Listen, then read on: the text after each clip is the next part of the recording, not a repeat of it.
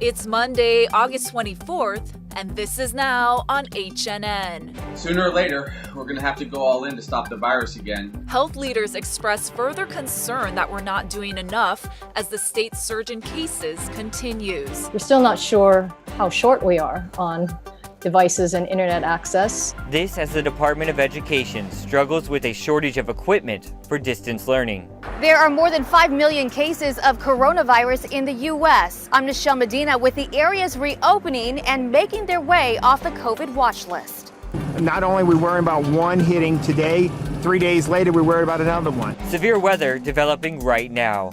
The Gulf Coast is preparing for a powerful 1-2 punch from a pair of storms. This is unprecedented. These stories, plus many air routes that connect the islands to the mainland, are changing.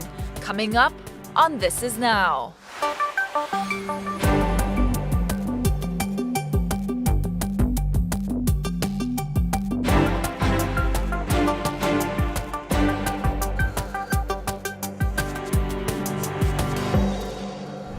Good afternoon. Thank you for watching This Is Now. We're back here in the Digital Center on this Monday. I'm Jonathan, your director, alongside Ashley here.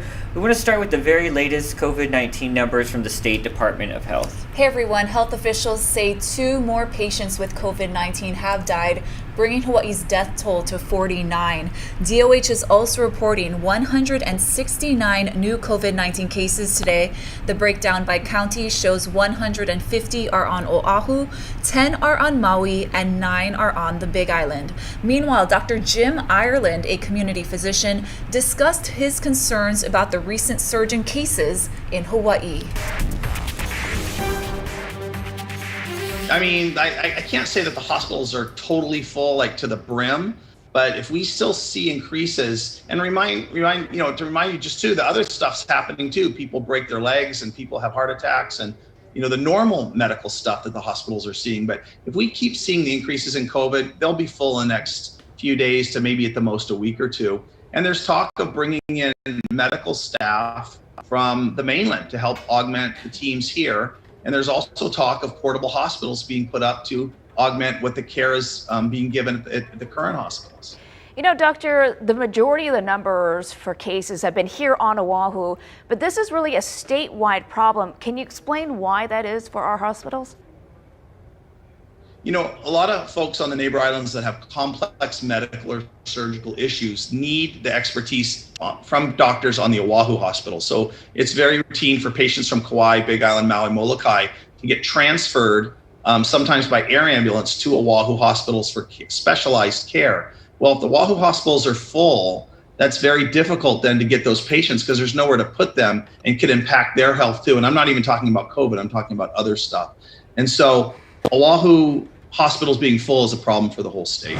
Right now across the state, thousands of teachers and students in public schools are connecting in virtual classrooms. But education officials tell our Lisa Kubota some students don't have the technology they need for distance learning.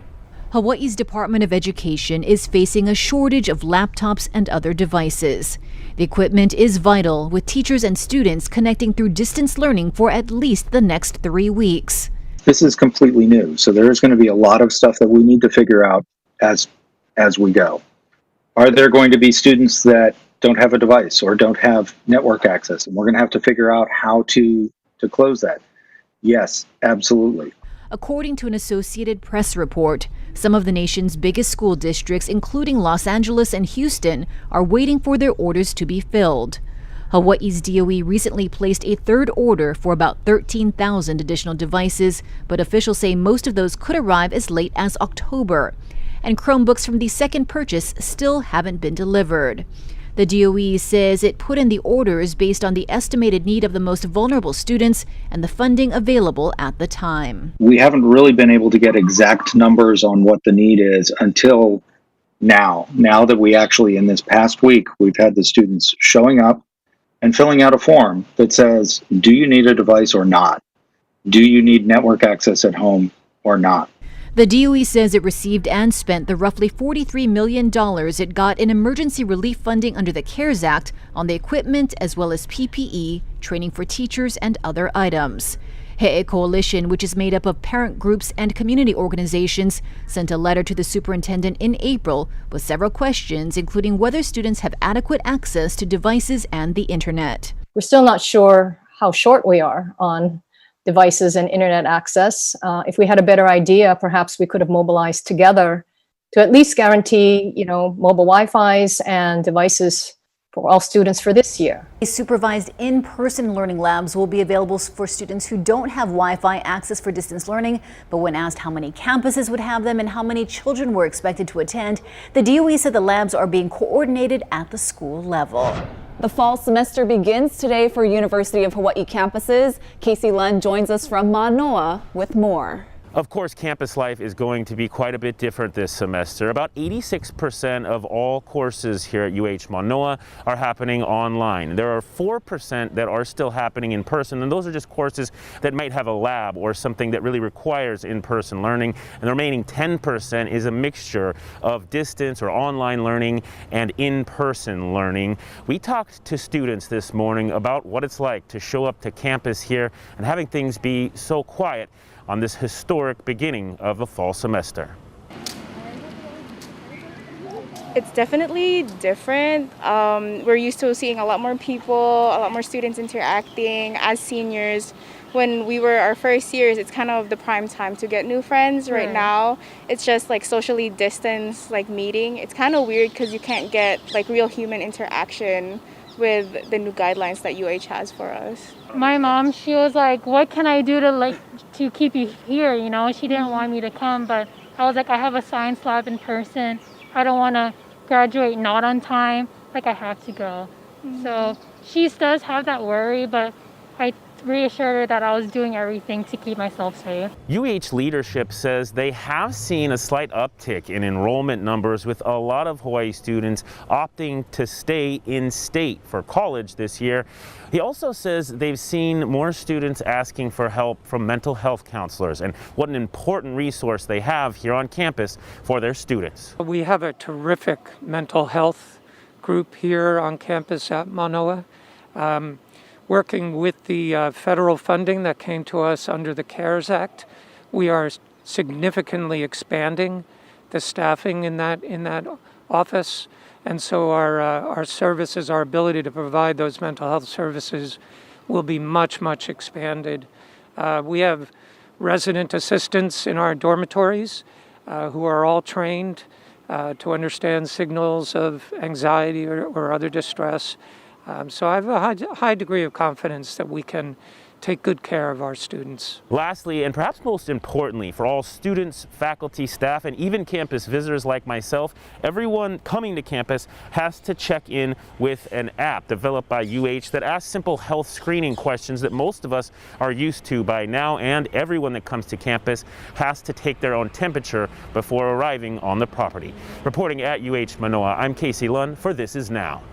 New today, we're hearing from an OCCC officer about the outbreak at the state's largest jail. On the 13th, when I was working, one inmate tested positive. He was on the list, and he got released. So now he's on the public, on the community right now. So I know for sure. I had the list of names, and I looked at the list of names, and I looked at the inmate that was getting released, and the inmate was positive. Sergeant Lana Hughes tells former Kauai Councilman Mel Raposo she alerted another module, but that positive inmate was still released from the facility. Hughes also says infected inmates are being grouped with other prisoners, and some COVID-positive ACOs are still asked to work because there is not enough staff. Corrections officers are also allegedly not getting proper PPE. More than 240 inmates and more than 40 staff members have tested positive at the Kalihi prison. We reached out to the Public Safety Department for comment, but have not heard back yet. After some pressure from the White House, the FDA has approved a plasma treatment for COVID-19. Nichelle Medina has more on that and some other developments from across the mainland.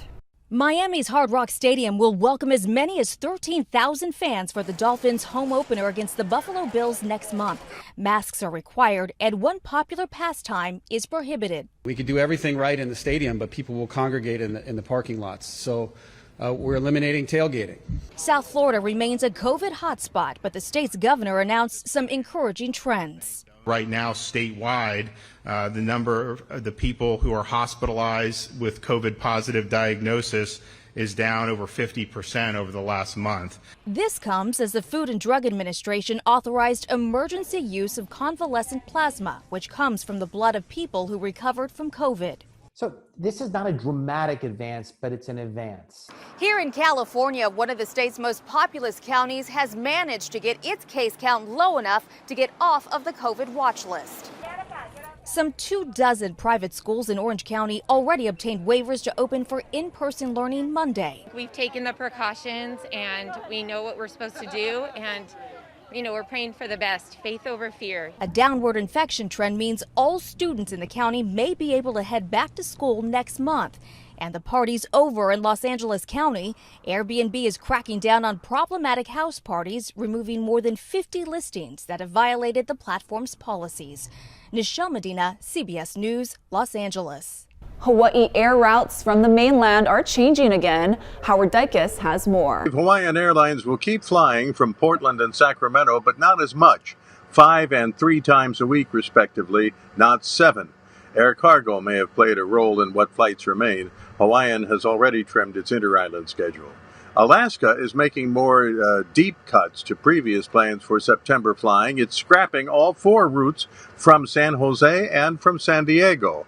There will also be no SeaTac flights to Lihue or Kona and no Portland service to Kahului or Honolulu. Cancellations by other airlines likely. Airline leisure bookings are down 52% from last year. That's actually an improvement because it was down 55% the week before, but that still gets airlines back only to late June before the COVID resurgence. Smart Asset analyzed paycheck protection loans state by state and found the most prolific SBA lender was in Hawaii. Central Pacific Bank accounted for 28% of all paycheck protection loans here. The Republican National Convention kicked off today virtually in both Charlotte, North Carolina and Washington, D.C. This week's event is a far cry from the glitz of conventions past, primarily because of the coronavirus pandemic. Just like the Democratic National Convention, each night will have sub-themes to go along with the overall theme, which is honoring the great American story. And over the weekend, there was this development. The president learned that he's losing one of his top advisors. Kellyanne Conway says she's stepping down to focus on her family. Right now, an investigation is underway after some cell phone video has surfaced that appears to show Wisconsin police shooting a black man in the back. Elise Preston has more on this still developing story. This video shows the moments after several bullets pierced the back of 29-year-old Jacob Blake Sunday evening in Kenosha, Wisconsin. Police pulled the trigger as Blake was seen getting into an SUV. His children were inside. Jacob Blake was shot in the back 7 times in front of his children. And let me be clear, this was not an accident. This wasn't bad police work. This felt like some sort of vendetta. The officers involved have been placed on administrative leave while the Wisconsin Department of Justice investigates. But community members want more. Police want to use excessive force. They need to get that under control. Neighbors say leading up to the shooting, Blake was breaking up a fight in the area when police arrived. Before Jacob was gunned down, he was breaking up an altercation that he had nothing to do with. Anger spilled onto the streets overnight as demonstrators reacted to images of yet another black man gunned down by officers. Wisconsin Governor Tony Evers is calling state lawmakers into a special session. We must offer our empathy. We must see the trauma, fear, and exhaustion of being black in our state and our country. Blake is in serious condition as the city of Kenosha remains under a state of emergency curfew for the second night in a row. Elise Preston, CBS News. The California Supreme Court has overturned the 2005 death sentence for Scott Peterson in the slaying of his pregnant wife. The court says prosecutors may try again for the same sentence if they wish in the high-profile case. It upheld his 2004 murder conviction in the killing of Lacey Peterson. She was 8 months pregnant with their unborn son. Investigators said that on Christmas Eve 2002, he dumped the bodies from his fishing boat into San Francisco Bay. The court today said the trial judge made several significant errors in jury selection that undermined Peterson's right to an impartial jury at the penalty phase. A pair of tropical storms, Laura and Marco, are threatening parts of the United States. Janet Shamlian is in New Orleans, where Louisiana is bracing for a powerful 1-2 punch. A nightmarish scene in Haiti in the wake of Tropical Storm Laura. Rushing floodwater and trash filling the streets. The bodies of victims laid along the side of the road. The storm claiming at least 11 lives in Haiti and the Dominican Republic. Flooding as far as the eye can see. Now the threat of 2 storms within days of each other in Louisiana. Marco whipping up waves just as Laura plows closer and gains strength, with winds that by Wednesday could top 110 miles an hour. We're only going to dodge the bullet so many times, and the current forecast for Laura has it focused intently on Louisiana. Parts of Plaquemine Parish now under mandatory evacuation, many fleeing to shelters. The threat goes well beyond these 2 storms. This is all playing out amid a pandemic, so in shelters like this one, social distancing, taking temperatures, and requiring masks. The parish president says it's a challenge like never before. I've been a resident all my life in this parish, and I have never seen anything. This is unprecedented. Not only are we worrying about one hitting today, 3 days later we're worried about another one. Teresa France has seen her share of storms and started packing early. When they said go, what was your thought?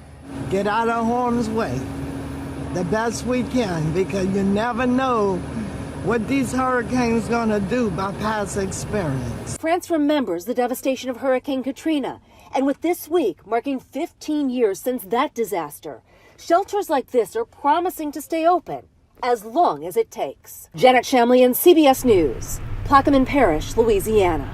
And we'll be watching those severe weather developments from the Gulf Coast all week long here on HNN. We want to stay on the topic of weather just a little bit longer. Let's take you outside here. It is 84 degrees, and it's going to be a hot one today. Billy V's in for Guy. He also has a little bit more on the track of the storms in the Gulf Coast. Thank you very much. I'm Billy V, sitting in for Guy Hockey. Let's go ahead and give you a look at the weather. We'll start with the surf first. 4 to 6 feet out in the south facing shorelines, and we say happy birthday to Duke Kahanamoku. The Duke would have been 130 years old today. Everything else is 2 to 4 feet or less, except for the North Shore, which is flat to 2 right now. UV index is at 12, so put on the sunscreen. County by county, we'll break it down for you. Windward and Mauka showers with lots of sunshine on the leeward side, and that's true for most of the state today, except for our Hilo side, for Hawaii Island. Hilo, scattered showers. There's going to be some afternoon showers also on the Kona side as well. As we take a look at the tropical outlook, well, first of all, the 7-day forecast. Look at that. Lots of sunshine as we go into next week. We look at the central part of the Pacific. Central Pacific is pretty quiet at this moment, but it's the eastern Pacific that we're paying particular attention to. We've got 2 areas where the conditions are good enough, conducive to the fact that these might be 2 named storms sometime in the next 72 hours. So we are watching those very, very carefully. And of course, while we're talking about the continental United States, we're talking about the Gulf of Mexico as well. There are 2 storms that we are watching carefully. Of course, Marco is going to be headed in the direction of what looks like Louisiana, Texas. So a lot of them are bracing right now. That looks like that could be Tuesday, 2 a.m., where the winds will be 35 miles per hour. But even that is still damaging at this point. So we're watching carefully. And then right behind that, of course, is Laura. Laura looks like it's going to be a Category 2 hurricane by the time it makes landfall. But there's a couple of things going on. You've got a weather pattern system that's crossing over here. You've got some other weather that's kind of pushing. So it's going to take that. It's going to wrap around. And so we're watching both of these storms. You can always get the latest on air, online, on your mobile device, or at HawaiiNewsNow.com. Thank you for those updates, Billy. We're going to see what the internet's talking about now. And a big thing today that a lot of folks online were talking about is this Zoom outage. You hear about this? Yep. Yeah, Zoom was out. Started on the East Coast and it quickly spread. A quick search of Twitter shows that thousands and thousands of people were impacted by this. Many of them were upset, that their meetings and schools, online learning were canceled, but many of them also happy that their meetings and online school sessions were canceled. Right. So, something new in this age of the pandemic. Sure. And here's some sweet news for Krispy Kreme donut fans. So the company's CEO says the new massive flagship store will open in New York's Times Square September 15th. The 4,500 square foot donut shop will include a glazed waterfall, a 24-hour street pickup window, and a system that can make more than 4,500 donuts an hour. Now, the September opening is more than 4 months after an originally scheduled May launch date, which was postponed because of the pandemic. Love them Krispy Kremes and the warm ones. All right, guys, Duke's Ocean Fest was canceled, but it's still Duke's Day. And to explain exactly what that is, here's Guy Hoggy.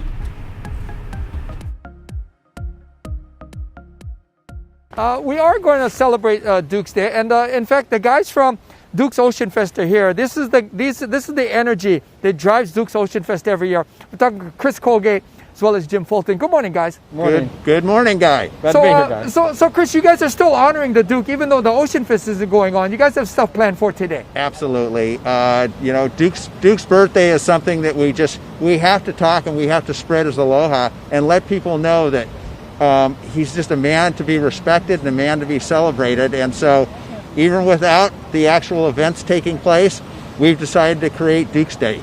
And it's fantastic. We're asking everybody globally to celebrate, to go out, surf some waves, catch a wave, play golf, whatever it is that inspires you, just do it in Duke's honor and his spirit of aloha. Now, the thing about Duke is that people know about the surfing thing, but man, his athletic achievements were incredible, right, Jim? That's correct. On August 11th, 1911, no Hawaiian had been heralded as a top swimmer.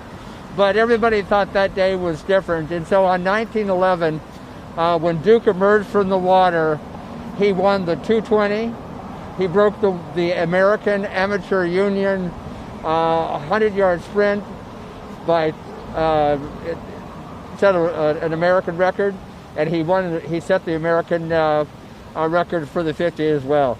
That day, Duke's sun rose. Yeah. And it has been, you know, for all Hawaiians, it has been a day that has really propelled Hawaiian swimmers and Hawaiian athletes, to the world. Yeah, it's incredible what he's done, and his family as well. His brothers his dad has a brother that's an Olympian as well. Yeah, Sam won an Olympic medal, silver. Yeah. With Duke in Antwerp in the 100-yard as well. Yeah. So, Chris, you guys, the energy behind Duke's Ocean Fest, this year a lot of things changed. You guys had to do some virtual events as well, right? Yeah, exactly.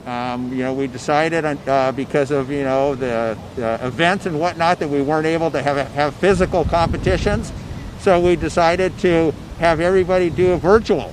Just around the world. It doesn't matter. We got the Australians out there in the water today, California, East Coast, West Coast, and clearly a lot of people from Hawaii that are just tipping their hat, giving a shaka to Duke. And it's in some ways, we're actually touching more people with this event than just with our local community Duke's Ocean Fest event. So this will be a new tradition. We'll be doing this every year. All right, well, mahalo for honoring Duke and keeping his memory alive and keeping everybody in the loop on all of this. Thank you very much. My pleasure. Always a pleasure. We hope to see you next year. Yeah, see you next year for Duke's Ocean Fest. Otherwise, come down, catch a wave in honor of Duke. I'll check into that, Guy. Thank you very much. Looks very fun out there, even with the official event having to go virtual. You guys, that's going to do it for This Is Now on this Monday. Got a few more days to go till that Aloha Friday, but we'll be here. Stay with us at This Is Now. Have a good one.